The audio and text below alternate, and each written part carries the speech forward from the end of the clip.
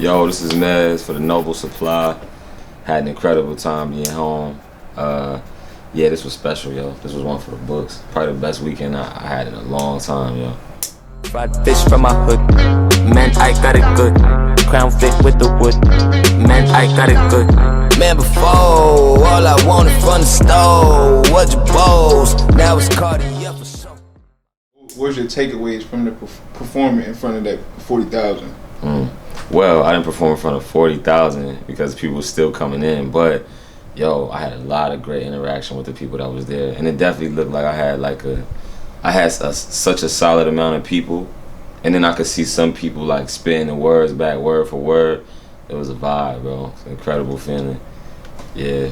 How was it performing where you're from, where all these people are coming to your city? Like, this is Raleigh.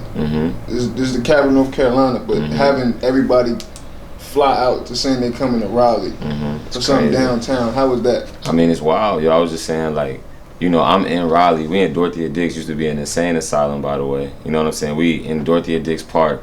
I'm seeing all these people I know from LA, these people I know at Apple Music who put me on playlists, people I know from Spotify, Tidal, you know, Elliott Wilson out there, and all the rappers and producers, and I'm like, yo, this is crazy. It felt like LA was in Raleigh, because in LA you see all these people all the time, but I was like, damn, that's crazy. Like, the whole industry was at home. Like, we could do this and then go to Bobby Mama crib and eat breakfast, which was what we did this morning, you know what I mean? So it's like, that's crazy. Super. Yeah.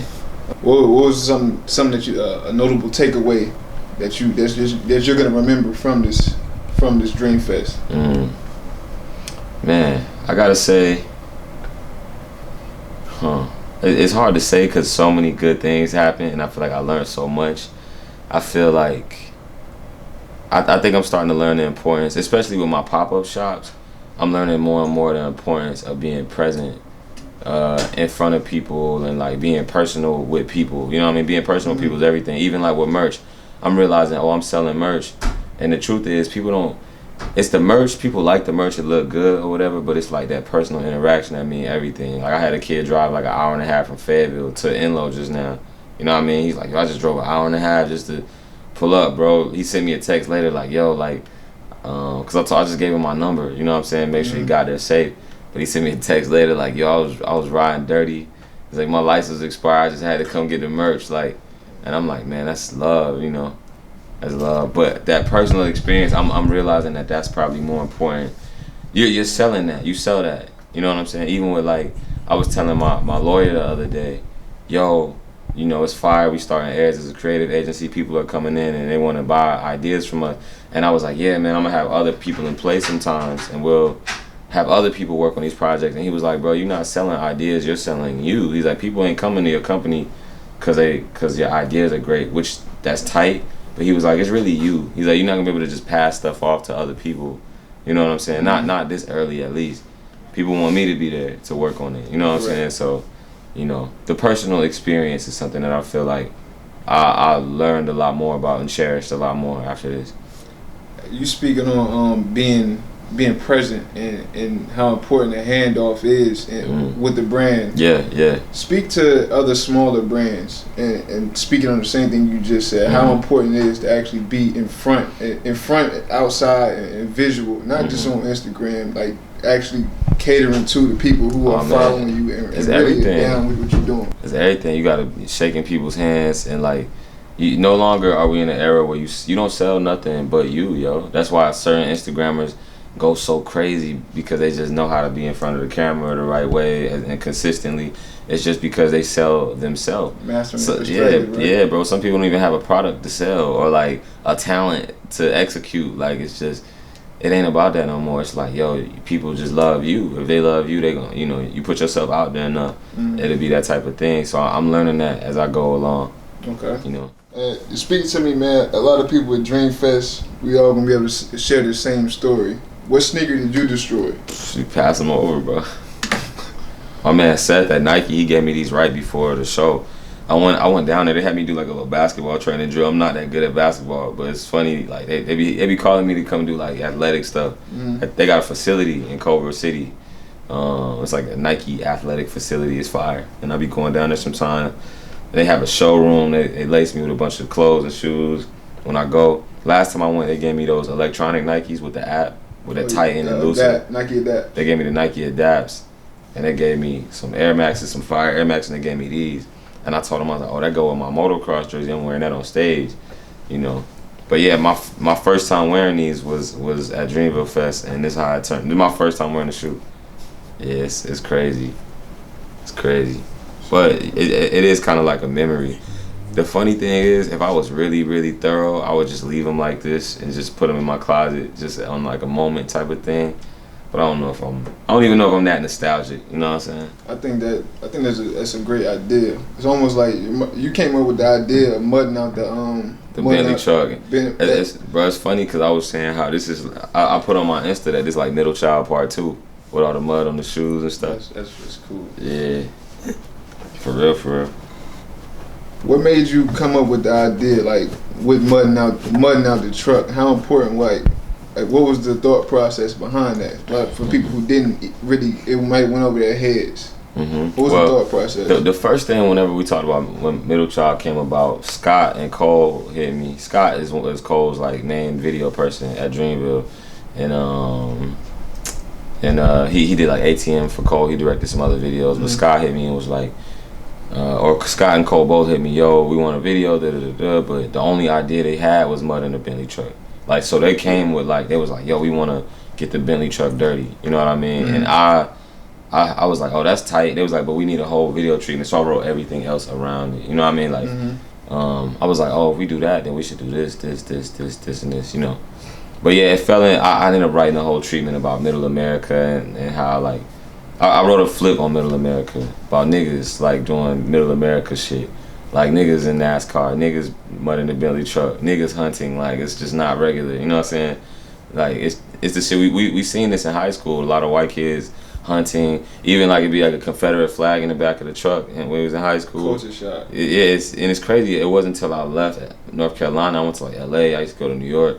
And I realized the Confederate flag is not cool to just be like having and wearing all the time. You know what I mean? Like, still disrespectful. Yeah, but you know, we grew up here. I never knew that was a big deal. So instead of, I told him, I was like, yo, we gotta put a flag on the back of the Bentley truck, but it should be a black Dreamville flag. It's that's also a flip on like the Confederate flag being in the back of the truck. That's why I put the flag on the truck.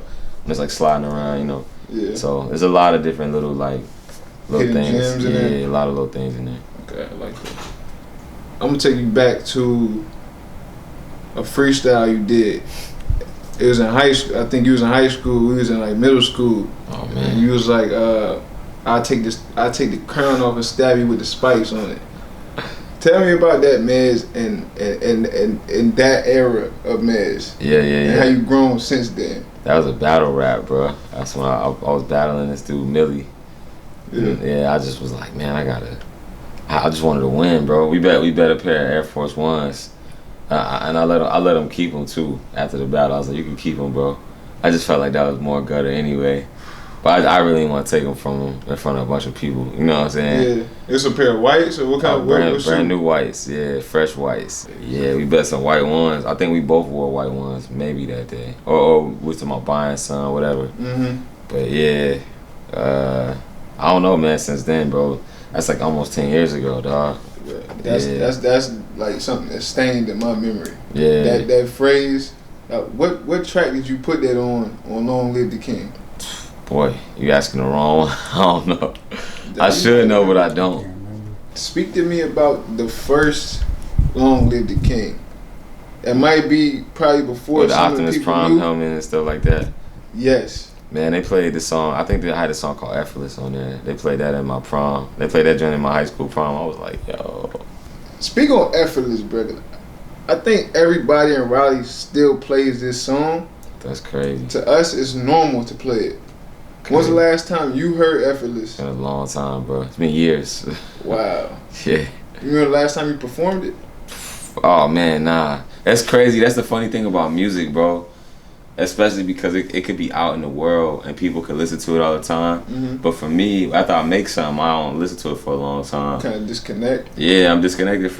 Not like I'm connected to it, but like it's not fresh on my mind. I'm always thinking about what I'm gonna do next. So like even when I was performing at Dreamville Fest, there's people in the crowd screaming, perform more, perform more.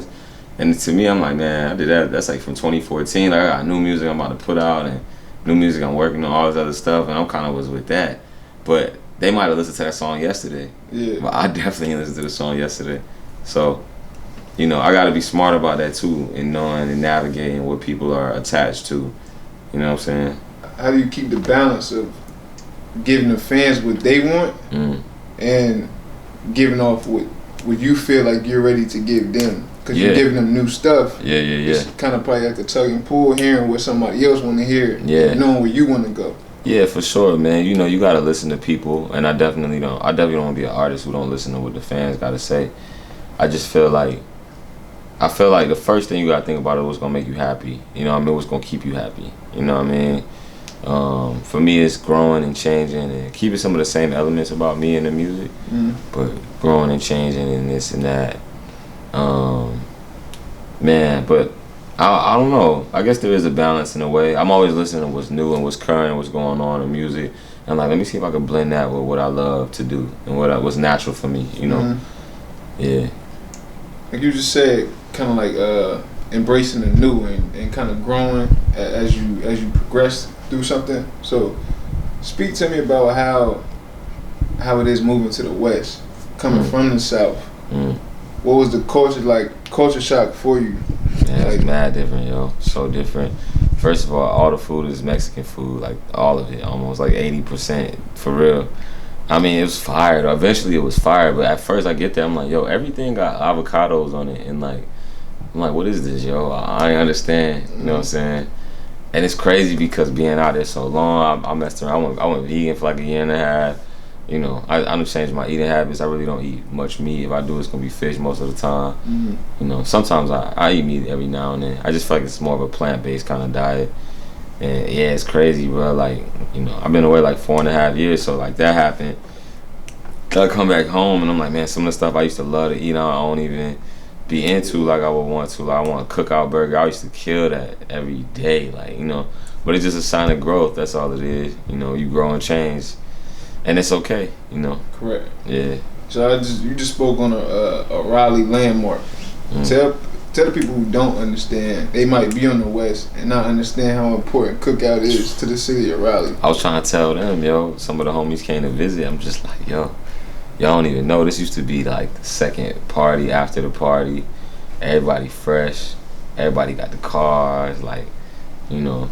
Yeah, they don't know because it's not the same thing no more. Like, we pulled up, it's kind of quiet, it's kind of chill, you know. It's a new wave got it now. Yeah. Like, new generation got it. Yeah, it's a different kind of thing. But trust me, I'm telling them, I'm like, yo, it's like a scene out of ATL growing up or something like that. It was fire. Being around your LA homies, have they picked up anything that screams Raleigh? From me? From you. Yeah. I know you might have picked up some LA stuff from them. So yeah. What did y'all trade off? That's an interesting question. I wonder, yo. It'd be a lot of slang going back and forth. Yeah, it's for sure a lot of slang going back and forth. Sometimes, like, even dietary things, food, I done learned so much about. It's just traveling make you culture, bro. Like, being in new cultures, I highly suggest people challenge themselves. I want to live in Japan at some point soon. Probably like a year or two from now. Try to get a little apartment for a few months. Go out there, just be creative, design clothes, make music. You know what I'm saying? I think it's important to, like, move. You got to challenge yourself. I want to be in a place where, like, I don't know how to do this. I don't know how to navigate. You got to put yourself in situations where you don't know what it's gonna feel like. Force the growth. You got to force the growth. Yeah, for sure. So, you know, I'm super hungry to grow all the time too. So, like, yeah, I'm excited about doing that. Growth and learn. Would you say growth and learning is you can't have one without the other? Yeah, for sure. I mean, I guess when I think about it, they're not really the same thing, you know. It's funny because I think you could learn information, but until you apply it, you ain't really grow. You know what I'm saying? I know people read 1 million books, bro. You know what I'm saying? But it's like if you're not using the information, you haven't grown, you know? Yeah, myself included. I feel like if I'm learning a bunch, learning is fire, but without the output, without like using the information and like putting something out and like without the output, you ain't really, it's not growth, you know? Correct. Yeah. So you speaking on growth, I don't think a lot of people really understand like how much is put into your videos. So speaking on that, like that's something that kind of drives Noble right now. Watching y'all do the videos from a perspective of the person who just is watching, the consumer. That used to blow my mind. Yeah. Talk to me about how much like that was like your. Did you have your hands in directing your own videos back then? Man, it's funny because I didn't know at the time that that's what I was doing, but I just didn't know. Like I was like working on music videos and people asking me, or people would tell me what they was thinking, but I had a vision for everything. I'm like, yo, I want to do this. And then to this day, people still talk about the Morris video, Can't Let Go video. People still tell me like, yo, those was real good videos, dog. You know, and I had real good people working on the videos with me. They were super helpful. My man Kent Willard and Myriad Media, they was great people, and they did it off the strength, just believing in me, you know, which is fire. But yeah, to this day, like my publishing company at Warner Chappell, I'm signed to, people still be playing it for people, talking about it. I be feeling like weird, like, nah, I don't play it, bro. I got new stuff, I got better stuff, but like they be into it, so yeah. Reggie Miller, yeah, definitely Reggie Miller. Like it goes back. If I hop in the archive, it'll get deeper. But how much creative directing do you plan to do going forward, like as far as like other people's videos or even your work? Yeah, for sure. I mean, you know, I feel like I'm gonna have videos come out that aren't directed by me, but when they are directed by me, I want you to look at it and be able to tell. I mean, it'll say directed by Mez, but like, you know, I want you to look at it and say, wow, you know what I mean? Like, I know he must have did this, you know. Correct. I want like not a trend. I want like a staple. You know what I'm saying? In a lot of my work. And Heirs is a creative agency. This is merch from my creative agency. You know, so yeah, that's how I look at it. Like, in our first big project, like we just kind of turned the angle. We switched it to like Middle Child. We switched it to an agency, and Middle Child is the first project for my agency. You know what I'm saying? I know exactly. So like, you know, we got big companies reaching out now. Yo, would y'all direct a video for us? Would y'all do this? Would y'all do that? You know, like, I mean, we even talking to companies about designing sneakers right now. I might have my hand in working on that. Like, you know, it's just about taste. People call you for your taste. You know what I'm saying? Man, before, all I wanted from the store was your bowls. Now it's Cartier for sure. I mean, you know, I'm a personal fan of like, I can't go too in depth because if I tell everybody be ready to try it or whatever. But I like digging in the archives of companies that don't have, like, I like going in the archives and finding kicks that they don't use often. You know what I mean? Mm-hmm. Like, you know, a lot of companies collab with Reebok and do the AI. But they did it so many times. I'm like, yo, like, if I'm gonna dig in the Nike vault or the Reebok vault or whatever to do my own sneaker, it gotta be something that people ain't seen in like 10, 15 years, you know what I'm saying? Or longer, you know.